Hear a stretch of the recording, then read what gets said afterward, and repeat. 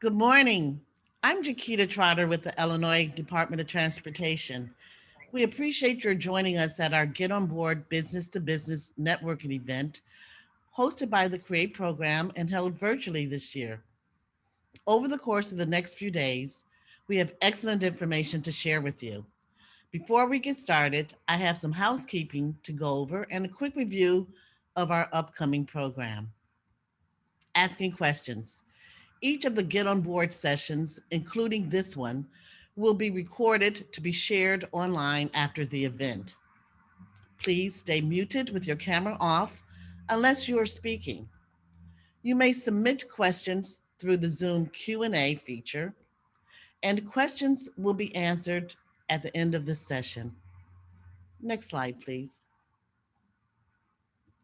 Here's the Get On Board schedule of events. This morning, you will hear welcome remarks from Congressman Bobby Rush, followed with a presentation of CREATE program contracting opportunities. This afternoon, Congressman Jesus Garcia will provide remarks followed with the Railroad Opportunities panel discussion. On Tuesday morning, April 27th, there will be a Public Agency Opportunities panel discussion. Then on Tuesday afternoon, working on CREATE an Insider's Perspective, you will hear directly from DBE firms working on CREATE projects and their experiences. Next slide, please. Wednesday, April 28th, the business presentation sessions begin. You will hear from potential suppliers and contractors about their firm and services. The first session begins at 10 a.m.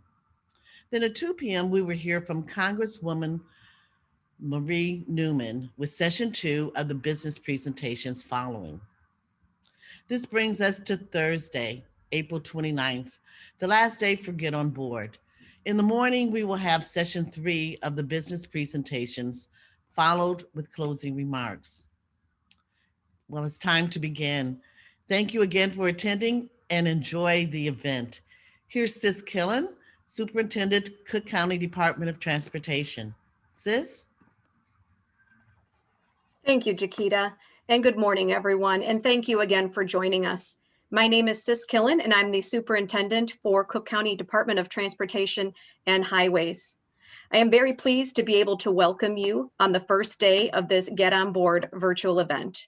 We would also like to extend a thank you to our elected officials, community and business organizations, contractors, and other supporters who keep the CREATE program going. We could not have achieved so much over this time without the hard work and dedication of all the businesses involved. Your passion for the work you do and the energy that you create is what allows the program to accomplish its goals. Today begins the fourth Get On Board Business to Business Networking event. Get On Board has served as an opportunity for certified disadvantaged business enterprises, or DBEs, small businesses, and prime rail industry contractors to meet, learn from each other, and to forge new relationships that not only improve the region's rail infrastructure, but also enhances the quality of life for the Chicago area residents. This past year has presented several challenges for individuals, communities, and businesses, both large and small, but through it, we've continued to move forward and find ways to innovate so that we can keep each of our organizations moving. And that innovative spirit can be seen today through adapting the Get On Board event into a virtual platform, allowing us to meet safely while remaining connected to the projects, the partners, and most importantly, to each other. Later today and over the next few days, you will not only be learning about the different opportunities that exist with CREATE, but you're also going to hear more about how to become a DBE certified and how to use those certifications to participate in the work we have in our program. You will also be hearing from existing CREATE DBE contractors on their experience working with the program. We hope that you gain greater insight into working with the CREATE partners, expanding your relationships, and forming new partnerships as well. We greatly appreciate the time that you've taken to learn more about working with the CREATE program. And now I am very honored to introduce our guest speaker, Congressman Bobby Rush. Good morning, everyone. And Sis, I want to thank you so much for your participation and for your welcoming me. I'm so excited about this what I've called Create Opportunity Monday. And it's a day that will probably go down in infamy because of this is the launch of our virtual Get On Board networking event. And it goes without saying, sis, and to others, that having a robust and well-funded infrastructure is so critical to our growth economically, our competitiveness, to our nation's economic future. And we are fortunate to live in a section of the nation that is most critical because it's one of our nation's most important transportation hubs, and our national rail network really is dependent upon the investment that we make in our region, in our Chicago region. And most of you realize, or if you don't realize, I want to bring your attention to one outstanding factoid, and that is that 1 in every 4 U.S. freight trains passes through our city. 1 in 4 of our nation's trains pass through the city of Chicago. That's right now. And for that reason, the partnerships and the projects that are created and facilitated by the CREATE program is absolutely essential. And as for me, I'm so proud to be life or tireless advocate, a lifelong. And I'm so proud to fight using sharp elbows in the Congress and in other places for the 75th Street Corridor Improvement Project. And in addition to all other projects that enhance our transportation future. CREATE is a very exciting program. It's one of the nation's and one of our region's foremost and most innovative public-private partnerships. And it's been doing tremendous work over the years. We've invested over $4.6 billion in more than 70 projects through this CREATE program. And these programs present an enormous opportunity. This is why I'm calling this Economic Monday, Economic Opportunity Monday. It creates enormous, incredible opportunities for economic development in our local and neighborhood communities. We will generate $31.5 billion in benefits, and we'll create tens of thousands of jobs just through this CREATE program. We can all just imagine the impact, social, economic, cultural, and impact that it will have on our nation. The project, the 75th Street Corridor Improvement Project, is the largest project in this very ambitious program called CREATE. And I, for one, am so excited and proud of the fact that I was able to contribute by helping to secure federal funding for this program. And it's important that these good paying jobs are available to all the residents of the areas surrounding CREATE and to the Chicagoland community. And I really just want to congratulate you and all those who are at the CREATE program for encouraging minority participation and women-owned business participation, DBEs in this contracting process. And this opportunity for minority vendors, minority participation is an opportunity that should not go unrecognized, unnoticed, and unengaged. I mean, just to summarize it, you know, I am tired, as many of my constituents in the first district are concerned. We are sick and tired of getting all the dust from these projects, all the delay from these projects, and not one red cent of the dough that these projects generate. So let's bring our that past history to a screeching halt. Let's make sure that the CREATE program creates more economic opportunity, more businesses, more jobs, and let's build back our communities better than we can even imagine. So again, I am so delighted to be here with you this morning. The future looks good. Let's make sure that we own this fact that I think we've kind of ignored, not really taking it to our using it for our advantage, not really promoting it, not think of it as an advantage. We are the transportation hub of the Midwest and indeed of the nation, the crossroads of the nation. On Friday, I went out to visit a project in Grand Crossing, and there I was told that the Grand Crossing community,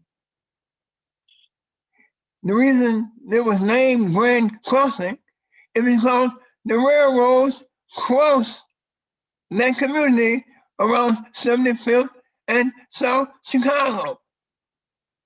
That's our legacy, that's our history, and also that's our future.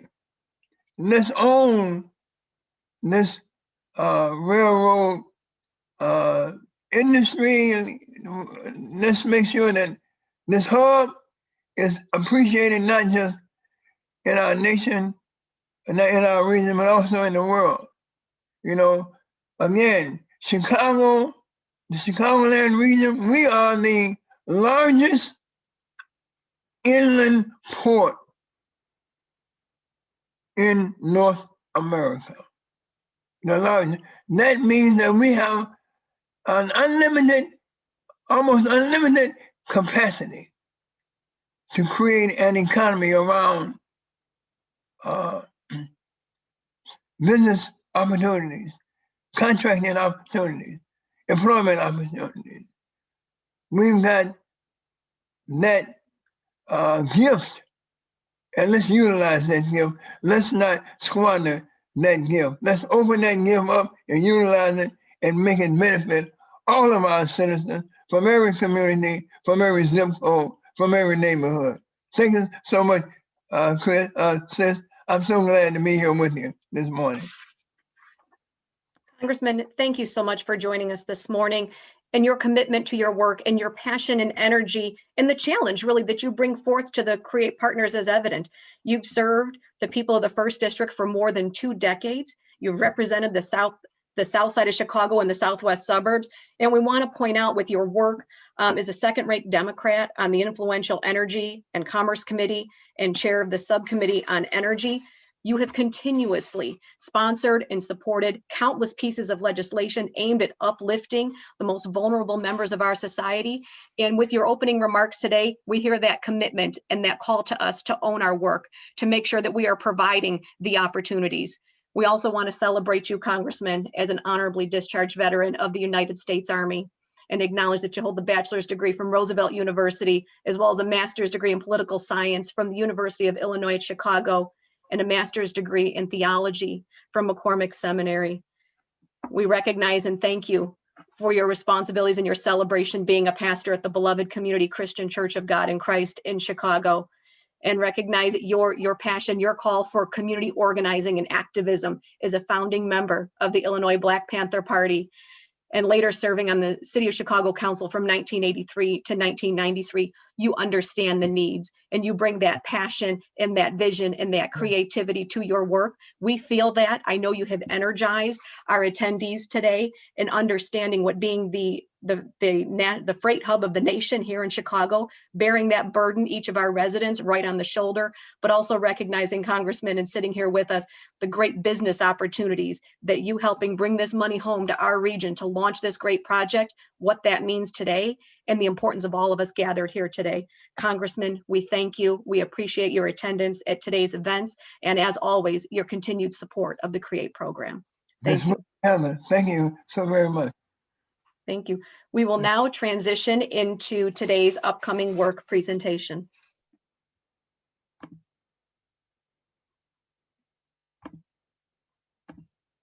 So we're going to start out today with an overview of the presentation. And the intent here is to help you learn about the CREATE business program opportunities, contracting opportunities. And we really want to focus on the opportunities that are going to come up as part of the 75th Street Corridor Improvement Project.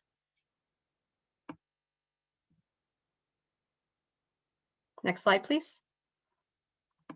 The CREATE program is a first of its kind partnership between the United States Department of Transportation, the state of Illinois, Cook County, the city of Chicago, Metra, Amtrak, and the nation's freight railroads.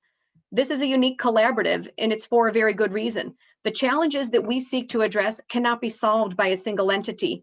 We are the freight hub of the nation, as the Congressman so eloquently pointed out. And while that is a very incredible badge to wear and role to play, it also comes with a tremendous amount of responsibility.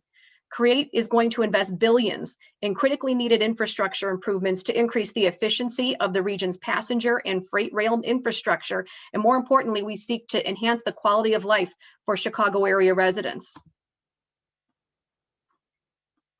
You see on this slide the various partners that comprise the CREATE program, and calling out specifically our railroad partners in the Belt Railway, Burlington Northern Santa Fe, CP, Canadian National, CSX, the Illinois Harbor Belt, Norfolk Southern, the Union Pacific, along with our two passenger railroads, Metra and Amtrak. The CREATE program consists of 70 projects. It consists of underpasses or overpasses, with the key goal is to separate trains for motor vehicles and other roadway users. We have included projects that separate the passenger trains from freight trains, eliminating those conflicts. We have included over $30 million in improving viaducts across the region. We're also providing grade crossing safety enhancements, as well as rail improvements that include signal upgrades and providing for extra track capacity. I'd now like to spend a little bit of time talking about the 75th Corridor Improvement Project. The CREATE partners applied for and were successfully awarded federal funding for the 75th Street Corridor Improvement Project from the Federal Infrastructure for Rebuilding America Grant Program, also known as INFRA. This was used to fund the Phase 2 final design, as well as partially fund the Phase 3 construction. In total, with the federal grant award and the CREATE partner contributions, $474 million was ultimately secured to advance the 75th Street Corridor Improvement Project, as well as the Argo Connections Project. As I had mentioned on the previous slide, the funding provided by the INFRA award, along with the contributions from the public and private sector partners, has allowed for the final design to begin on the project. This project will address issues that cause delays and idling at the Forest Hill Junction, the 71st Street grade crossing, the the Belt Junction, and 80th Street Junction.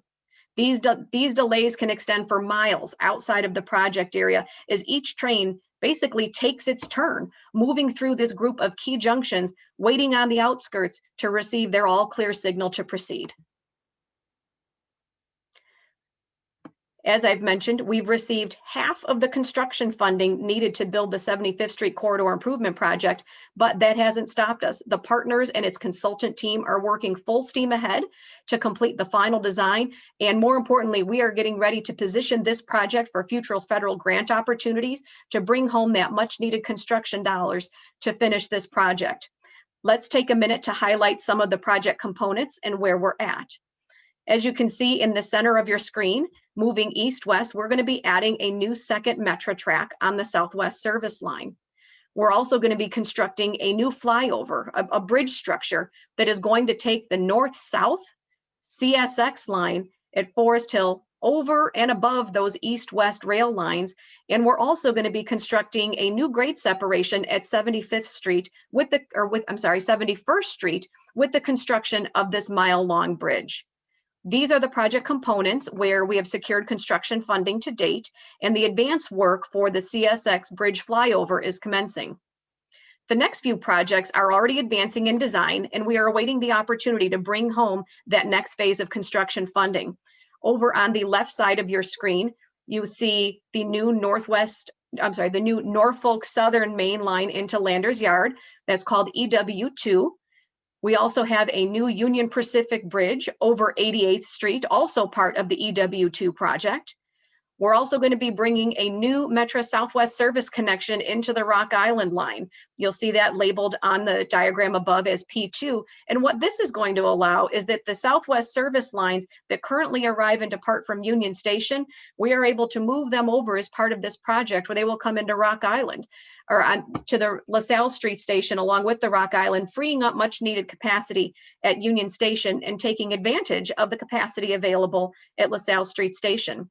We're also going to have a realigned Union Pacific and Amtrak bridge on the existing, or realigned Union Pacific and Amtrak on the existing Norfolk Southern Bridge. And we're also going to be providing improvements to 36 viaducts. We think of things like drainage, new lighting, new sidewalks, new riding surface improvements throughout the study area. I would now like to turn it over to Sam Tuck so we can speak about some of the project's community benefits. Sam. Good morning, everyone. Thank you, Sis, for that great overview of the 75th Street SIP project.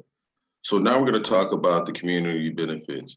As you heard Congressman Rush talk about, this is going to be Economic Monday. So let's talk about some of the community benefits that gives us the racial equity within the community. One of the things that we're going to be looking at is the community benefits, which is the education that we've provided. Part of our grant was to deal with environmental justice. So we did education where we had $200,000 worth of grants to some programs, as you can see on the slide, the Creating the Classroom and the community and the labs. And this is all within the community of the 75th Street SIP.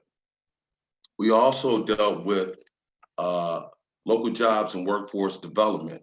So we have a job training program on the projects right now through Dawson, where we pick students that come in and go through the training at Dawson Institute, and now they're able to get on the contracts on some of the jobs with a grant, basically within the grant that the feds have provided on the job training, which is $15 an hour.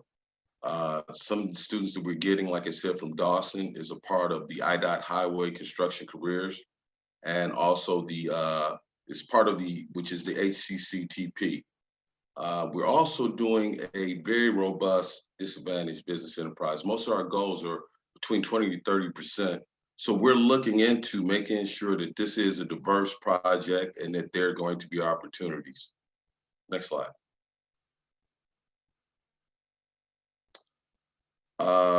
We have the Railroad Workforce Program, and you can see right here, we've had, this has been dealing with CSX, and we've been going through with that, and we receive free Wi-Fi Chromebooks. So this is participation from all the railroads, as you can see from CSX. Now I believe I will be handing this slides over for the actual benefits that Jeff Shriver is going to talk about within the community. Thanks, Sam. Hi, my name is Jeff Shriver. I'm with the Chicago Department of Transportation. And another part of the community benefits, in addition to the education and workforce training items that Sam just talked about, is physical infrastructure improvements within the communities that are nearby these train lines. And so these community mobility benefits are intended to improve the quality of the streets and sidewalks, residential streets and sidewalks, add in and replace trees along some of the major streets where they need to be replaced, improve the condition of the pavement, improve bus stops, and other neighborhood level facilities. And this all came out of planning that was done at the early stage of this project, part of the also the environmental justice component of this to make sure that the neighborhoods that are affected by the railroad construction projects also get concrete, no pun intended there, types of benefits that really affect, just the day-to-day needs of the neighborhood, kind of beyond just improving the trains that go through the neighborhood, but the physical infrastructure that's right out in front of everybody's home and that is used by people in the neighborhoods every day. Next slide, please. Another component of these improvements is also to fix up the viaducts that the trains run over the neighborhood streets on. And so the structures above the streets will be fixed up as part of the actual railroad improvements, but then the streets underneath too, that are CDOT's responsibility, will also be fixed up. And so this is part of a much larger project that CREATE has going on, where viaducts all over the city are getting fixed up, but right here within the 75th Street community, there's going to be a great concentration of viaduct improvement projects. The photos here are some projects that have already been done in and around the city. Kind of shows the nature of, I think people who live in Chicago are pretty familiar with that. Some of those viaducts, the streets under them are in pretty poor shape for years and years of weather cycles. And then once they're fixed up, they've got a lot more lifespan left, as you can see in the images below. Now, I think I will hand it back over to Sam Tuck to talk more about business and contracting opportunities. Thank you. Hello again. I forgot to introduce myself due to the fact that this is such a big, important thing that we're doing here with 75th Street SIP Business and Contracting, and the whole program itself, and some of the invigorating speeches that we just had from Congressman Rush and Jeff Shriver, and even talking myself. But I am the Bureau Chief of the Rail and Freight program with Illinois Department of Transportation, pretty much lead on the IDOT side for the overall CREATE program. So enough of me, I'm gonna go ahead and talk about this business and contracting opportunities. Next slide, please. One of the things I had mentioned earlier, that we have a DBE participation requirement. Since this is federally funded projects, we're receiving federal funds, so we have to maintain certain goals of the DBE component. We also have to be a certified DBE. So one of the things that we're going to talk about in the later on sessions is we're going to be talking about how can you become a DBE. So I need everyone who is on this call who's even interested in becoming a DBE and participating in this program, please attend the next sessions, and we'll be talking about that later on. We talked about it a little bit earlier today, but we will be talking about it again. So as I said beforehand, our typical CREATE projects have a 15% to 30% DBE participation. As I said beforehand, our IDOT staff will be talking. Please, please, please attend for that session tomorrow at 10 a.m. to 12 p.m. Next slide, please. Here's some of the work that you can be doing here. There's a plethora of work that we have, potential to create suppliers and services. As you can see from this list, bridge inspection, bridge construction, concrete work, landscaping, painting, plumbing. This is a great opportunity to participate in such a big project as Congressman Rush mentioned. Yep, and Sis also even said $474 million. People, please make sure that you can go ahead and attend these sessions so you can be a part of such a great success, which we're gonna have, not just for infrastructure, but also enhancing a quality of life, a better quality of life for the people in the community. I will now hand this over to Chris Cracker with Metra, who's going to talk about some of the work that they'll be doing. Hello, everybody. My name is Christopher Cracker, Chief Engineer with Metra. The EW2 project will create 4 tracks with vertical clearance for stacking under Metra's Rock Island line, and will also create a connection between the Norfolk Southern and Metra CWI track for a current Southwest service without interfering any movements between the BRC and the UP. Metra's involvement with EW2 is to raise 2 of 5 spans on bridge number 87 over 79th Street at a total cost of about $8 million. And by doing so, these clearances will be gained for stacking cargo. This construction includes new bearing seats, bolsters, and a temporary shoring towers at jack supports. The contractor will work with Metra's engineering department and who will handle all of the track construction. The raising of the bridge spans will not typically in itself be an issue, but with this bridge also at the same location of our new Auburn Parks Depot, it will be breaking ground soon in the very near future. The new station, Auburn Park, which has been on the books since about 2010, is one of 2 new stations that will be added to Metra system in the next couple of years. Located at the southwest corner of 79th Street in the Rock Island line, Auburn Park will have 100% ADA access, 2 elevators, vendor space, and an additional entrance at 78th Street in the future.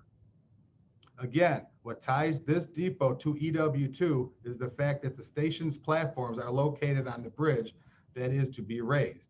Without constructing Metra's portion of the CREATE project at this time with the depot, it would mean that the platforms would have to be touched twice. Currently, the finishing touches are being put on the bid package for the depot and the bridge raise, which will be a single bid project. It is expected that the procurement will be on the street sometime this July. All right, let's talk P2. The P2 project will connect Metra Southwest service to the Rock Island via a grade separated 2 tracks of the right of way between the Belt Junction and the Rock Island at 72nd Street. To do this, 23 parcels of land totaling about 2.6 acres will need to be acquired. Additionally, Union Avenue will be closed at 75th Street rail embankment where cul-de-sacs will be constructed. This project is currently at about the 30% phase and design point of the P2.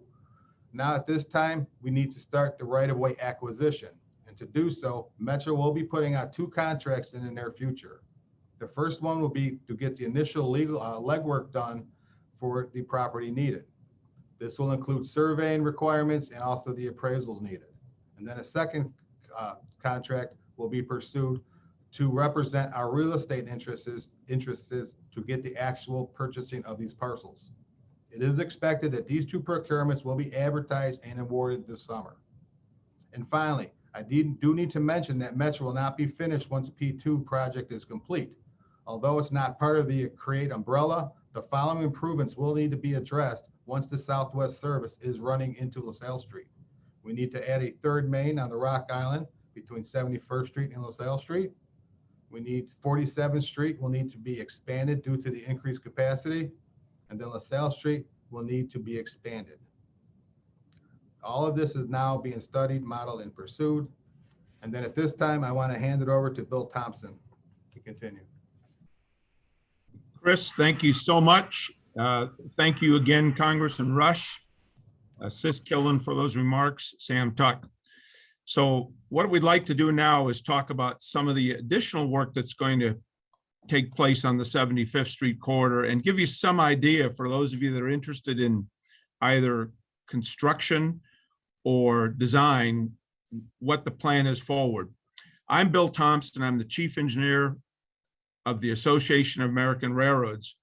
And we help bring the railroads to the table to assist in the development of the CREATE program, and most recently in the 75th Street corridor. One of the biggest projects that's in design right now is what we call the P3 project at Forest Hill. And CSX is in the process of finishing the design of that project, and they expect to have that design done later this year and advertise the project for construction in late 2021. And it's essentially a major structure that goes over several railroads, and it includes a tie-in with the 71st Street corridor, 71st Street Bridge, the GS19 project on the next slide. So the 71st Street GS19 project will be part of that same design, where the bridge basically goes over the top of the Metra lines and the NS lines at Forest Hill. And then as the grade drops toward the north, toward 71st Street, we'll end up with a grade separation at 71st Street. And those of you that are on the call that drive 71st Street on a regular basis know that there's an unknown number of trains that cross 71st Street. And we see this as a great benefit to the neighborhood and to that part of the city and to that major east-west thoroughfare to grade separate 71st Street. And we're able to do it because of the construction of the P3 project. In addition, there's work underway in what's called the EW2 project, phase 2 design, which is the responsibility of the Norfolk Southern, and Union Pacific also has work that's getting underway right now. And the design for the phase 2 design for the EW2 project has been awarded, and there's multiple design packages for management and track design. And now Norfolk Southern is in the process of developing the bid packages for the structure design, and those bid packages will be released this summer. And there's considerable amount of structural design and related work associated with the upgrades of the many of the viaducts that were mentioned earlier on the 75th Street. In addition, there'll be an RFP out in the future, again, for property acquisition in this area. The exact dates of that have not yet been determined. Some of the other work that's underway, which we're very excited about, and Jeff mentioned earlier, are these community mobility improvements. IDOT and CDOT are working collaboratively to work through the various issues associated with these community mobility improvements.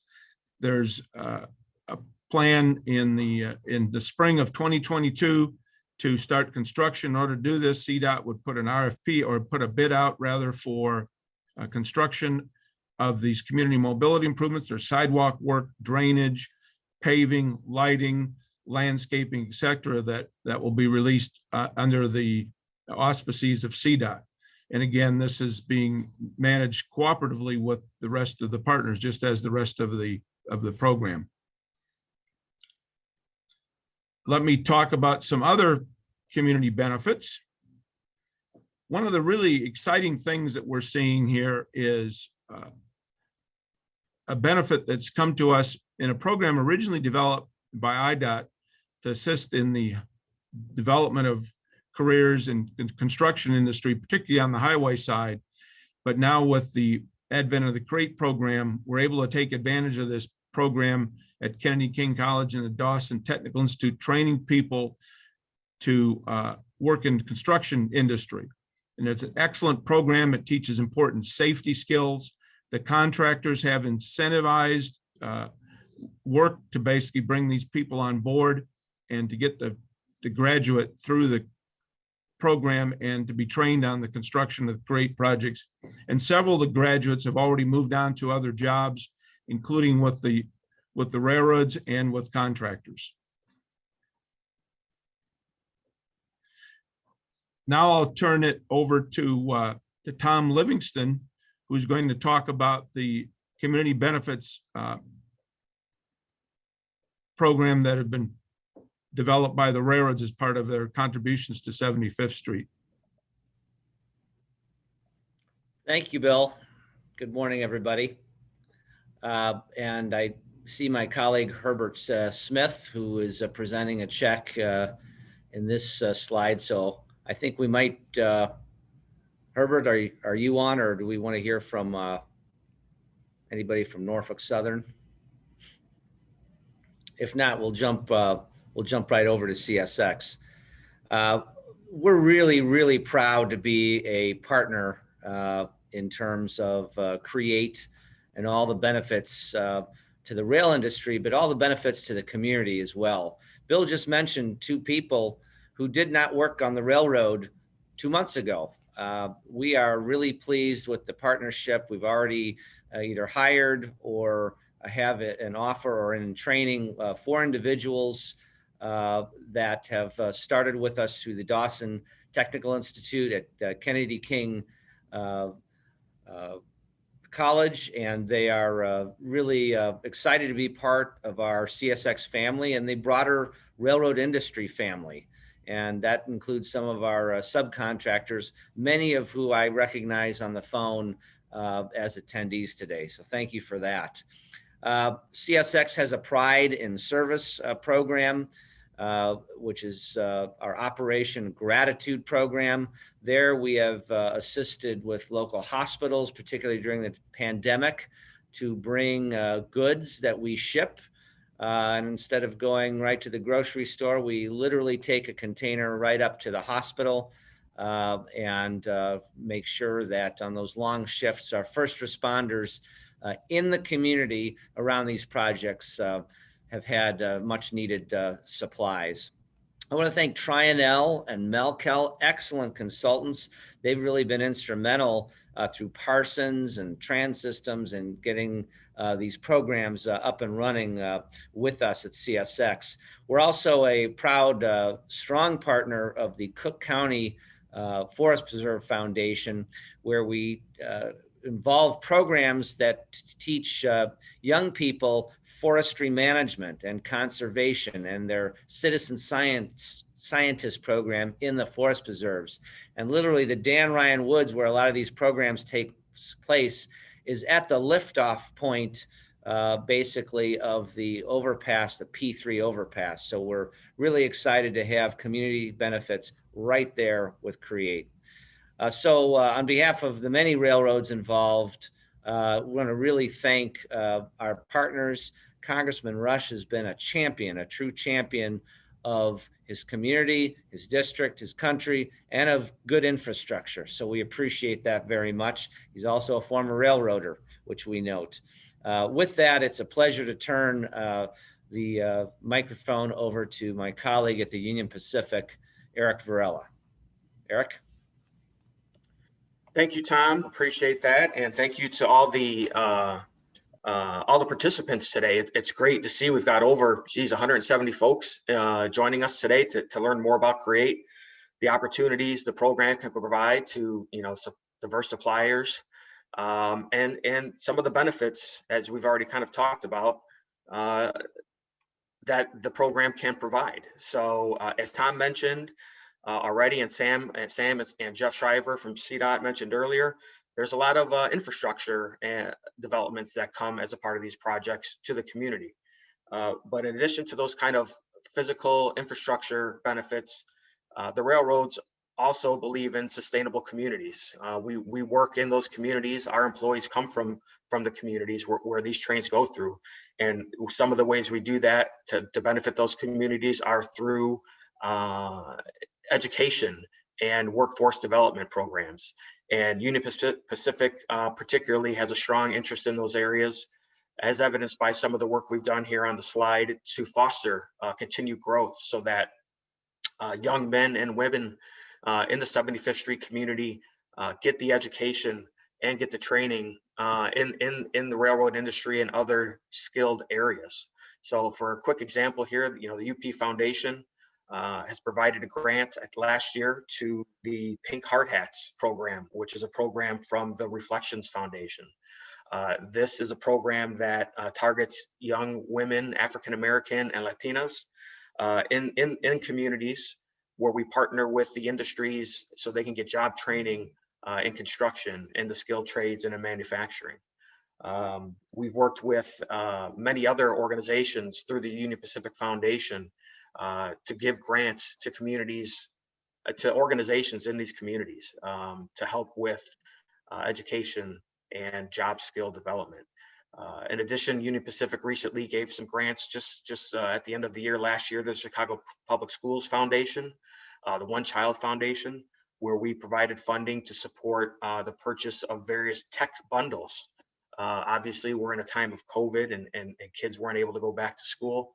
So a lot of kids were having to work from home and go to school from home, realizing maybe they didn't have the headphones or the mouse or even the computers that are necessary to do that. UP through our community funds was able to provide funding to the One Child Fund to help purchase some of those for the schools in the 75th Street SIP community. In addition to that, UP is also a partner with the Chicago Cook Workforce Partnership through the Opportunity Works program. We've been a proud participant of that for many years, and it's obviously a strong workforce development program that has a City of Chicago and County of Cook element to it to make sure that workforce development and workforce program training are available to a wider audience throughout the city and throughout the county. So those are just a few examples of how, in addition to those kind of physical infrastructure improvements the community gets, just some of the other ancillary benefits that all the railroads participate in with 75th Street's community. I will point out too, really quickly, for those of our friends on the call that are those local community organizations, not-for-profits, or if you know of those folks in your community, the Union Pacific Foundation Community Ties Giving Program will begin accepting applications for grants beginning June 1st. You could see on the bottom of the slide here, there's a link to the UP Foundation. You could also just Google Union Pacific Foundation, and that'll probably come up. Again, you're looking for the Community Ties Giving Program, and we give grants in that area annually. This year it starts June 1st. And, we look to provide grants in the workforce development area, organizations focusing on safety and community needs, and so on. So I encourage you all to take a look at that, make sure that your local organizations are aware of that, and please apply. These are grants that can range from anywhere up to $25,000. So they can have a tremendous impact on the great work that not-for-profit organizations are doing now, especially during the times of COVID. So with that, I will turn it back over to my colleague. I don't know if Herbert is back on to talk about Norfolk Southern. Otherwise, I think we're going over to some of the DBE involvement. So is that back to Sam? Back to Sam Tuck. Yes, it is. It's back to Sam. How you do? Thanks, Eric. Eric, and Tom and Herbert and the rest of the railroads, this is truly a public-private partnership. Appreciate all of my colleagues and the county and the city also really looking at the infrastructure, just not putting up a structure that's going to be there for 50 or 100 years, but to change the way the community looks at things, to change that way of life. And it starts in the beginning with DBE involvement. It starts in the beginning with the community. One of the things that we heard about within the community on the 75th Street SIP project is once we start this construction, what's going to happen if there are pests within the neighborhood? It's going to disturb the area and probably, have pests running. And one of the things that we looked at is the community came back and said, hey, you need to handle this. And what we did was make this a part of the project, to get ahead of it before it's a complaint, to get ahead and make sure that we're doing the right things in the community. So with that, we end up getting a pest abatement, which you can see Landmark Pest Management. And the great thing about it is the DBEs that we have hired, that Parsons and Trans-Systems hired, Melkel and Trainin, they actually went ahead and talked and worked with pest abatement companies and found that and work with the community. So it's a huge network where we're working in and bringing things together. The biggest thing too with the pest abatement company, they even actually went out and got somebody to work within the community to be a part of it. So here's the things that we're looking at, the community benefit highlights to go ahead and enhance a way of life and also continue to keep that economic growth and jobs. Now, I'll hand this over to Bill and he will continue. Thank you, Sam. Appreciate it. Eric, appreciate those words. And Tom Livingston, thank you very much. It's wonderful to see the participation, not only in CREATE, but in Chicago by the railroads in the community. I'm going to talk about other upcoming opportunities, but I'm going to take the opportunity right now to talk about, for those of you that are on the call that aren't necessarily in the design or construction industries, the railroads will have a session this afternoon dealing with doing business with the railroads. And this whole purpose of this entire program is to help take the mystery out of how to do business with the railroads, how to do business with the CREATE partners. And that's what we're going to be doing over the next couple of days here, is helping you understand and take the mystery really out of doing business with the partners. Again, the session this afternoon, while it's sponsored by the CREATE partners, is focused on doing business with the railroads, all kinds of business that's outside of the engineering and the construction opportunity that serves, provides benefits to the railroad industry in Chicago through their procurement department. You'll hear more about that later.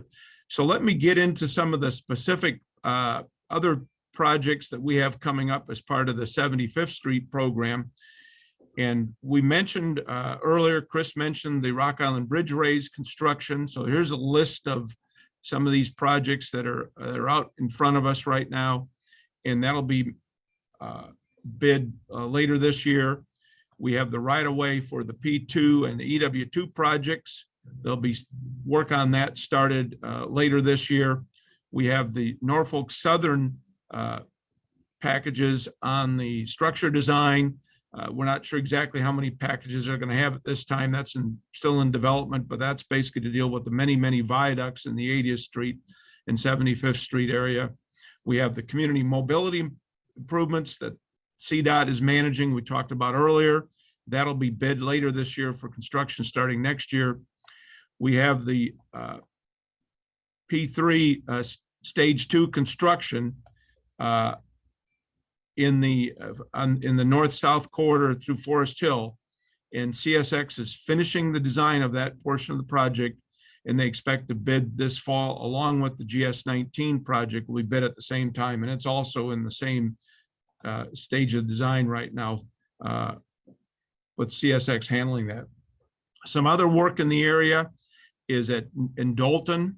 We have a great project. It's called the WA11. It's an improvement in the Dolton neighborhood, and that project is in design right now. There'll be some grading, drainage improvements, grade crossing improvements, and possible construction of a third main track. Design is expected to finish late this year or early next year, and this project is partially funded with a Christie grant, and that work will be going forward within about the next year toward construction. There's a lot of work going on in the Pullman Junction area. The Norfolk Southern is in the process of finishing the design of what they call the EW3A project. There's a segment, also a segment B to this same project. The EW3A is essentially the portion of the project to the west. The EW3AB project is the portion of the project to the east. It's expected that Norfolk Southern will put out for bid the EW3A project later this year and start construction next year, with completion expected in 2024. And there'll be construction management work first that'll go out, and then construction will follow that. And the construction management work will start, and then directly behind that, you can expect the construction to start. That includes a noise and retaining wall construction, some track construction, grading, drainage, and other bridge related improvements in the Pullman Junction area. Other opportunities include Columbus Avenue. Many of you drive Southwest Highway, are familiar with that crossing with the Belt Railway of Chicago, just directly west of Western Avenue. It's also a headache if you drive east-west through the community along with 71st Street. That construction is expected to begin in 2022. It's currently in design. The 95th Street grade separation with Union Pacific is in design. The phase 1 is in process of completing. They expect phase 2 to start directly after that. We do not have funding for construction. And then the Cottage Grove Avenue grade separation, we call it our 23A project, is in phase 1. We expect the phase 1 to begin in about 2 years. One thing I might point out is this information is available. Not only will you be able to get a recording of this in these documents if you're interested, but also there's additional information on the CREATE website, and there'll be information on that at the end of the presentation. Last of all, if you want information on any of these bid opportunities, if you want to receive the newsletter, if you want to receive updates on the status of the program, please go to createprogram.org and you can sign up for doing business with the CREATE partners, and you can register and get on the mailing list for emails if you're not. And there's different levels of involvement, whether you're interested in other types of support, bid documents, whether you're interested in consulting, providing suppliers, et cetera. But you're welcome to, anybody is welcome to go to that website, go to the website and register to receive the documents we've shown here and additional information about the opportunities in the future. Thank you very much again. This afternoon, we'll have the railroad only session at about 2 o'clock today, and we'll have remarks to start that from Representative Garcia. We really do appreciate all of the partnerships we have with the community here, and we really appreciate you're taking your time to listen and to understand the program, and we do want you to benefit from the CREATE program. Now I'm going to turn it over to Christy Bright. Great, thanks so much, Bill. So we have received some questions so far in the Q&A box. If you do have any questions, please go ahead and submit them through that and we'll respond to them. Also, we recognize that sometimes you might have questions that pop up after this event.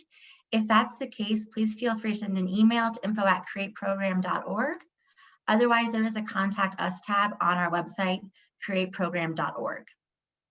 So I'm going to go ahead and kind of respond to some of the questions we've received so far and ask some of our panelists to provide answers. The first one we've received is a question of, does the DBE requirement, is that fulfilled by the City of Chicago certification or the State of Illinois certification? So I'm curious, Jeff Shriver, can you address that question, or another one of our public partners? I'll go ahead and do that, Chrissy. All right, Sam.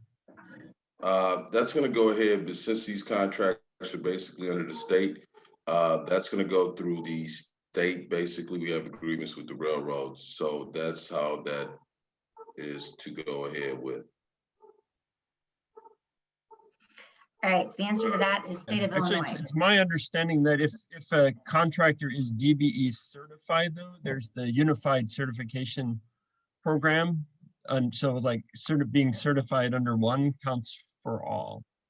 That is true, Jeff, but the only thing I would suggest is, I know that in some cases, like with Metra, they have the WMBE and other, but it has to go under that Illinois statute. I want to say under the Illinois UCP. Has to be DBE. Yeah. Yes, it has to be that way. That's the only I know for that. And I think that raises a really good point, which oftentimes we get from community members is, if I'm MBE, if I'm WBE certified, does that sort of quote unquote count towards CREATE projects?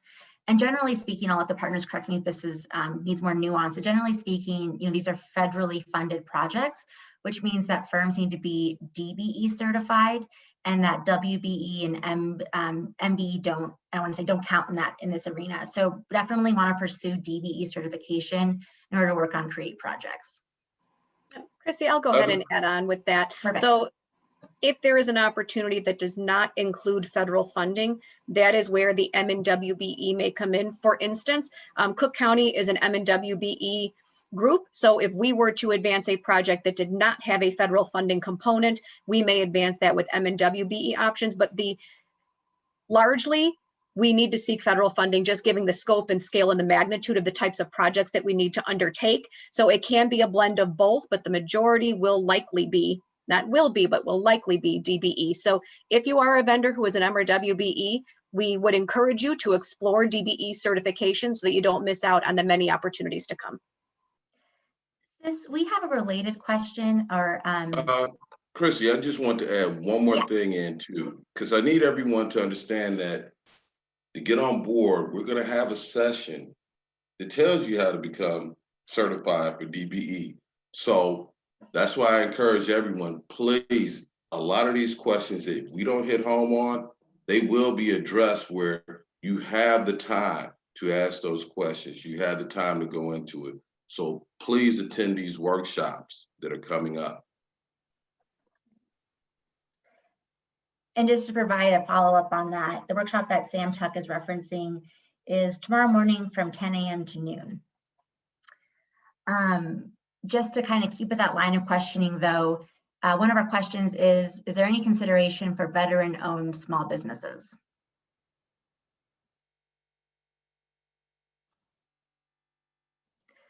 I don't know if Sam or Sis, you have an answer to that. I can comment on that briefly, but Chrissy, as you had mentioned, these questions we'll go into detail on these tomorrow. Cook County does have a program for veteran and small businesses, but again, which types of projects those can be applied to will vary. They're typically applied to those that are bid contracts, so those with construction, less likely on the A&E side or professional services side, but we will cover all of these in detail tomorrow morning. Perfect.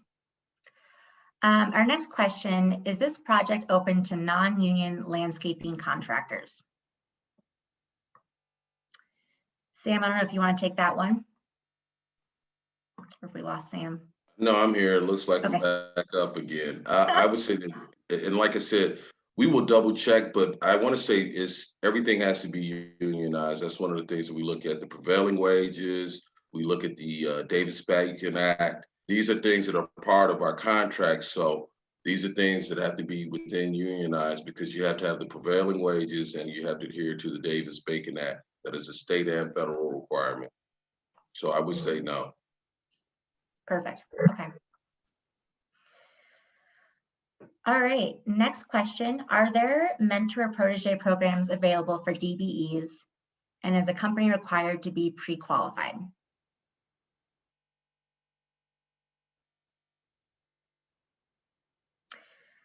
Jaquita, I don't know if perhaps you have any insight on that, or Sam.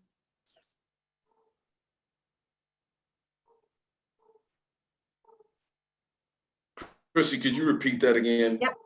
So are there any mentor or protege programs available for DBEs?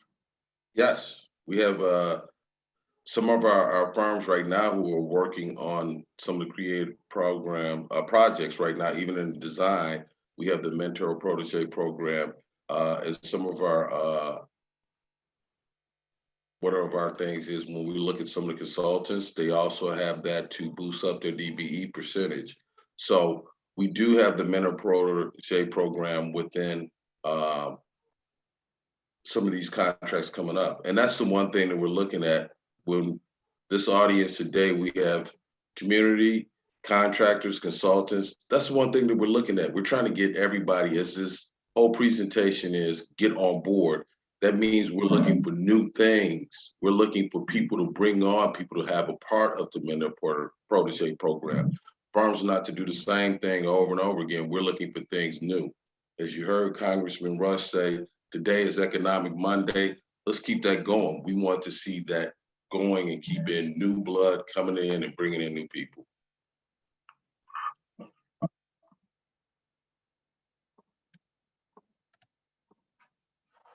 Okay. Another question we have is, are there opportunities for promotional branding companies? And I would say the best way to learn about opportunities related to create program contracting is really to go to the bids page of the website. And that is where we do post all of the opening opportunities for contracting. Additionally, on that webpage, there is a place where you can sign up for procurement notifications. All procurement that happens on Create projects happens on this page, and we send out an email to folks as opportunities become available. So if you have anything you want to get in the pipeline, sign up for our procurement notification listserv. Okay. The next question, does having Class 1 railroad experience help with the selection process?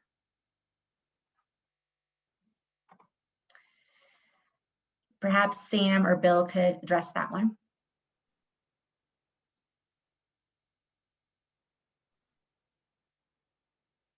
Bill, you want to handle that one, or I can handle it? Sam, why don't you go ahead and handle that for a moment? Okay, so what handling, if you had past experience, that helps in the selection process. That's one of the things where some of the railroads go out to select a firm. That's when they have a rating and a scale to say, okay, have you had past performance with working with the railroads? It does help when the selection process is going through, but that selection process has to adhere by the federal, state guidelines.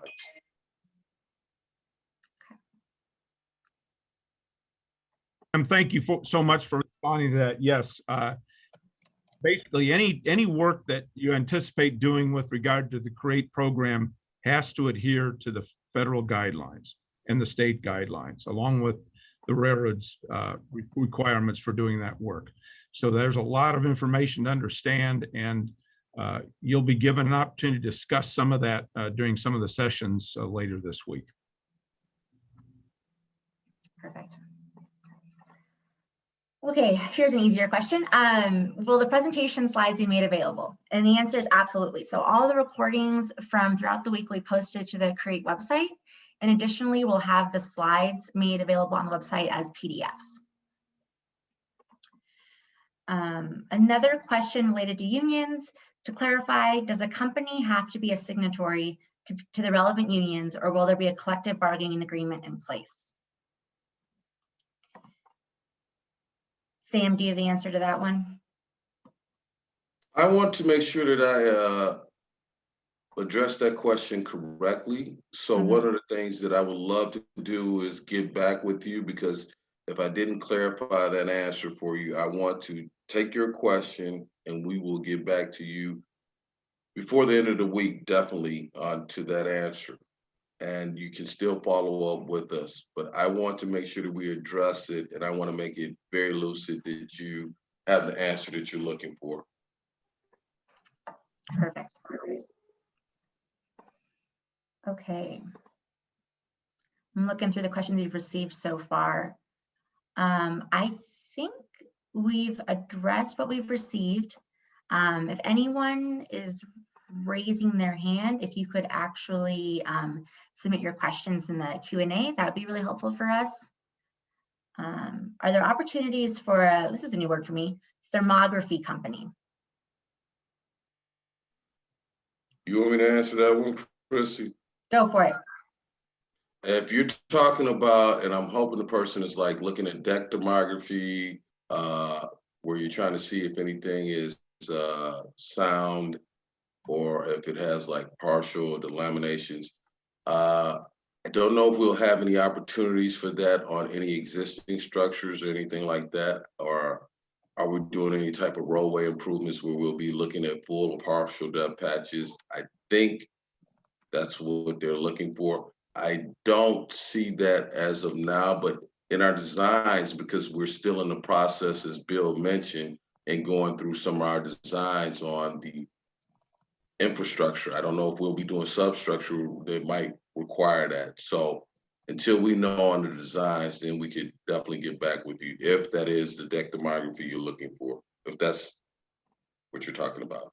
Yeah, a great point, Sam. And if they're interested more in substructure, and specifically several of the components of the design packages include ground penetration radar to locate utilities. So there is that work that's going on, and there will be more of that work going on in the future as the structure designs of the projects continue. So if that's what they're interested in, we will be using firms that have experience and understand ground penetration radar to locate utilities. It's a very important portion of the design package. Thanks. Perfect. All right. Will IDOT pre-qualification be necessary to perform work under specific NAICS codes?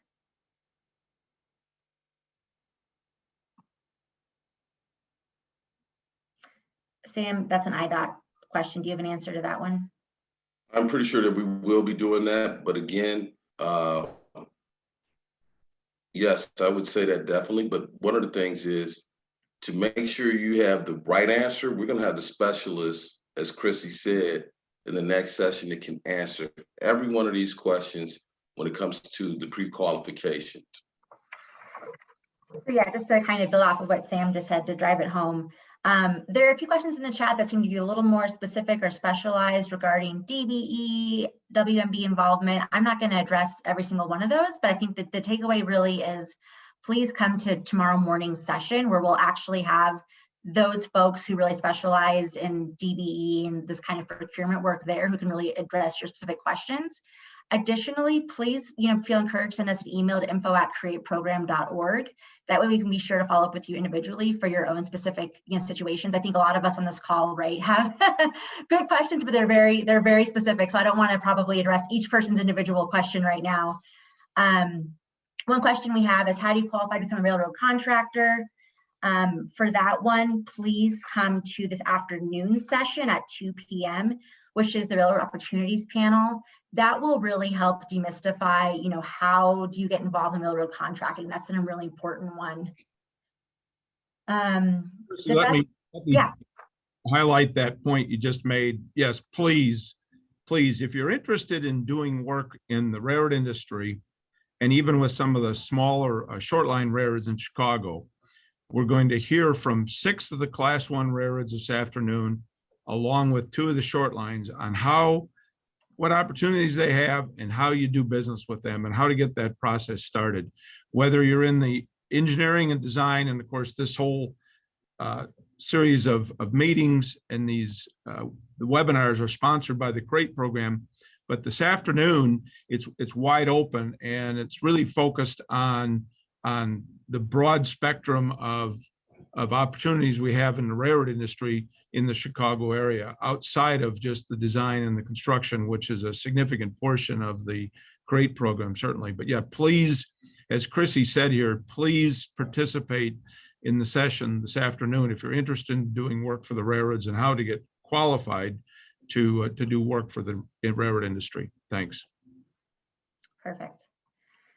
I'm looking through the rest of these questions, and again, they're a little more specific, so I'll probably follow up with some folks individually.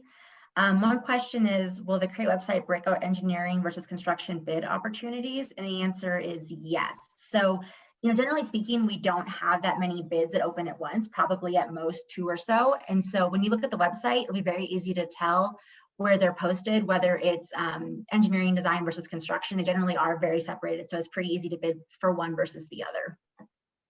Yeah, thanks, Chrissy. And every RFP, every design package, every real estate package, every construction package that gets let by any of the CREATE partners, whether it's the city, the state, the county, or any of the railroads, gets posted on the CREATE website. There's some great questions here regarding, are there opportunities for drone work, opportunities for security surveillance? And I think the best way to really look at this is, if you are a smaller DBE or you are a prime, it's really about how can we connect you all so you can work on projects together. And so one of the questions is, will today's attendees be made available? I'll let someone correct me if this is incorrect, but I believe that people that have registered for this event, those lists of companies will be shared with each other. And that way, when you do see a potential opportunity arise in the future, you can say, oh, it's this big kind of contract. Okay, it's construction, they're going to have security, and then find ways to get in the pipeline with teaming with other organizations that are part of this event. So you get to know other organizations. And I think also when we have, let's see, it's Wednesday And Thursday, we have our business presentations. And that's where some of our DBEs will be presenting in 5-minute, 10-minute increments, the services they provide. So that's a great way for primes to learn what DBEs are out there that you can team with on future CREATE projects. But the answer to your question is that yes, we will be sharing today's attendees. Yeah. Hey, Chrissy, this is Sam. Okay. I'm looking at one of the anonymous attendees that asked about the security surveillance. I would suggest to that person, this is the whole thing again with the get on board. Attend the next sessions. Attend the ones that where you see opportunities might arise where you can participate. One of the things is find out doing business with the railroads, see what they have to offer. I'm not saying that that's available. Also find out if you as a security company need to be a certified DBE. So if they're looking for DBE goals to be met, that you can probably participate under some of the contracts. That is one of the things that we're having to get on board. Again, we're not going to be able to address all these, but we're going to go into detail and we're going to give you some good information. So please look at what's coming up, as Chrissy stated, and attend some of these. Please attend these sessions. Please do. Let me just add to that too. As you see, if you listen to the presentations that preceded, we have a lot of construction activities planned over the next couple of years. And the handling of security on those projects, which is important, is the contractor's responsibility. So if you do have security skills and you offer security services, you should be basically building relationships with the major contractors that might be interested in bidding on these projects. And they'll let you know whether or not if they're going to bid and what they're thinking of in terms of security. But some of them will have some security services available. Other areas that may not be necessary, but you have to maintain relationship and contact with those contractors in order to figure out what security support they might need. Great. And again, another important factor I just want to state, that contractor might ask you, are you a certified DBE? He might ask you that. So why not have that in your back pocket to say, yes, I'm a certified DBE. So that's going to be that individual's choice. So you decide, attend the sessions that we're going to have within the week, and you can determine whether you would like to be a certified DBE or not. If I could add on just one last statement on that before we move on, Chrissy, a lot of the questions asking for specifics, is this discipline required for 75th Street corridor? With the Get On Board events, we're here to promote those networking opportunities. But folks, it's not just for the CREATE program. We're hoping to form meaningful relationships that will carry on into your work beyond CREATE. We know that CREATE is just one engine to get your business going, but it's really facilitating those relationships. Again, yes, specifically for CREATE, but the intent here is to provide you that networking and exposure so you can continue to follow on with other projects that may come along. Perfect. So I'm going to say one last thing, and then we'll kind of close this up and go to the next slide. Generally speaking, when we do have bid opportunities, we hold pre-bid meetings where we really, go through the bid opportunities, explain the type of work that's going to be required, explain some of the, contracting requirements. And during those pre-bid meetings, that's a great opportunity to learn who else is interested in this project, who can I connect with. And so this big event we have this week is really helpful to get you more understanding of how the projects work, get a sense of who's out there. But additionally, for every, for the actual bid opportunities, we do have pre-bid meetings, which would be another way to kind of touch base with people. So this is the beginning of more engagement. So if you don't get it all today, that's okay. As we go through this week and the months ahead, we'll have more opportunities to engage. Can we go to the next slide? Perfect. So just again, to kind of, hone in on what's ahead of us for this week. This afternoon is the Railroad Opportunities Panel. If you want to better understand how to work with the railroad projects, learn more about the supplier diversity efforts, that's a great panel. U.S. Congressman Jesus Chuy Garcia will be talking at that event, so it'll be really exciting as well. Tomorrow is in the morning, we had the Public Agencies Opportunities Panel. And again, that's when you can really ask the different agencies, DBE and WBE, and those folks who really have the answers to those kind of more nuanced questions. In the afternoon on Tuesday, we have Working on Create Insider's Perspective.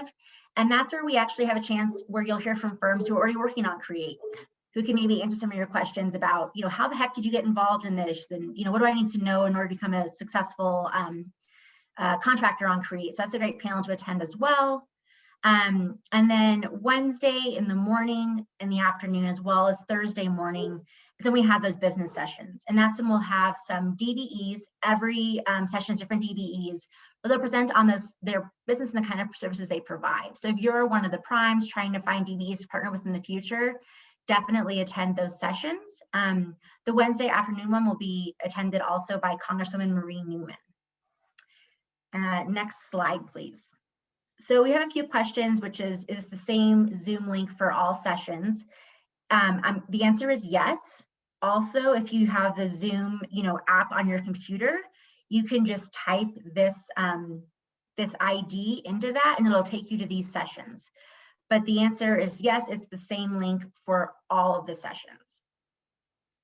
Next slide. Chrissy, real quick, want to clarify that it is the same link for all of the sessions starting Monday afternoon, starting this afternoon. The session for right now is different. So make sure you either get this number down or go to your calendar holds that has the link for starting Monday afternoon. And Jack, if they don't have the link for this afternoon and they're a little sort of more confused about how this Zoom ID works, what's the best way for them to get that link? Sure. So the best way would be to register. Most of them have already done so. If anyone is here and has not yet registered, you can still do so at tinyurl.com/create-get-on-board-2021. And if you didn't just write that down, you could check our social media. It's on there. It's on other emails that you have received. So that's the best way. And then that's perfect. Can you go to our last slide then? Perfect. So, how do you stay in touch with us? There are a few ways. info@createprogram.org. Real people check that regularly, so we'll definitely find your email there. Our website, createprogram.org, has a slew of information on there about the CREATE program itself, about the different projects, about bid opportunities. You can also follow us on Facebook and on Twitter. So I'm going to go ahead and close us out on this slide. Again, as questions arise throughout this week's event, definitely send us an email, attend our other sessions, and we look forward to seeing you throughout the week. Thank you so much for attending. Goodbye.